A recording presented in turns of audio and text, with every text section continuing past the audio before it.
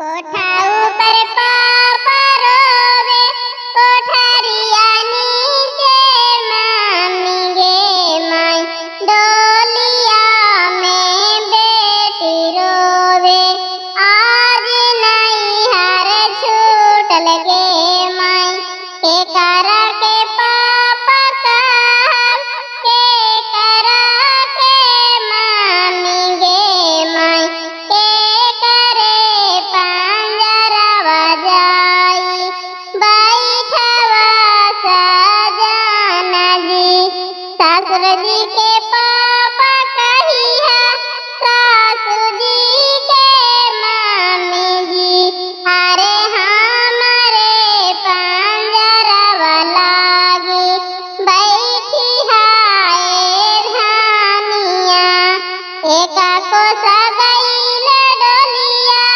दुई को सगैले गे, आगे डोलिया में बेटी रोवे, आव नैहर छूटल गे माई।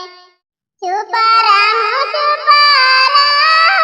बनना बेटी, चुप रहूं सपना बेटी हो, तोहरे खातिर घरवा पापा के दुअरवा साजल बड़ा रे सोहावन लागे हो, कैसे चुप रही पापा जी तोहरी घरवा, रात भर के बसेरा लागे हो, होते भी तारा पापा जी तेजी देवा, बेटी के दूर भेजी देवा जी, नजर से भले बेटी हो दूर जाइबू, पापा के जीगर से नहीं हो, होते चौठारी बेटी हो बुलाई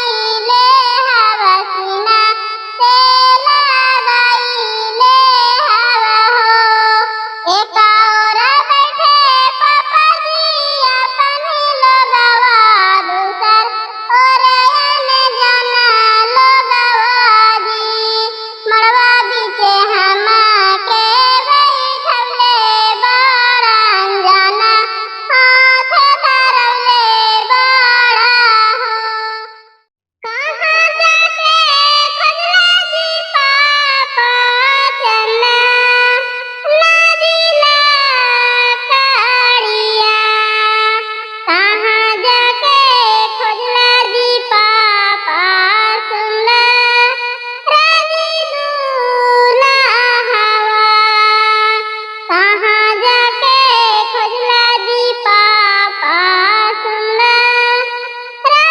दूल्हा हवा, जंगले जंगले खोजली गे बेटी चन्ना, नहाला कड़िया, सहरे सहरे खोजली गे बेटी सुनला दूल्हा हवा, सहरे सहरे खोजली गे बेटी सुनला दूल्हा हवा, कैसे कैसे चिन्हला जी पापा चन्ना, नहाला कड़िया, कैसे कैसे चिन्हला जी पापा सुनला दूल्हा हवा, बाबा जंगे बैठाने गे बहिना,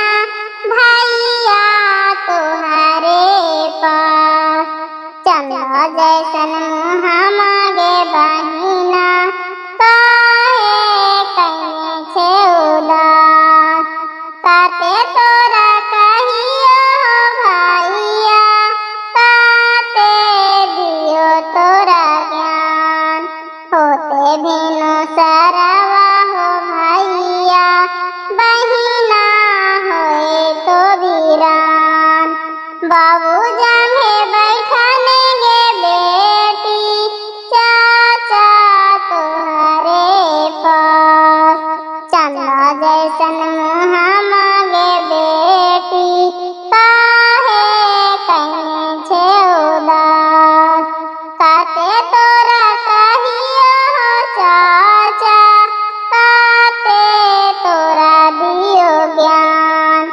चुटकी भर से नूरावा हो चाचा, घरवा हो तो सुनसान।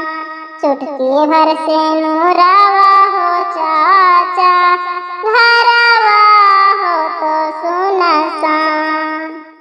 पापा जी जंगिया बैठा के काहे दान कैला जी। पापा जी एते सुंदर बेटी के वीरान कैला जी। काहे खातिर दिला पापा पावे पाई जनिया। काहे खातिर दिला पापा नक में नथुनिया। अपना बेटिया पर कहे ना एहसान कैला जी। पापा जी एतह सुंदर धिया के वीरान कैला जी। बचपन में करती रहला कहेला दुलार जी। आज काहे लैला पापा डोलिया कहार जी। कैसे रहवा दूसर घर न ध्यान कैला जी। पापा जी एतह सुंदर बेटी के वीरान कैला जी। जात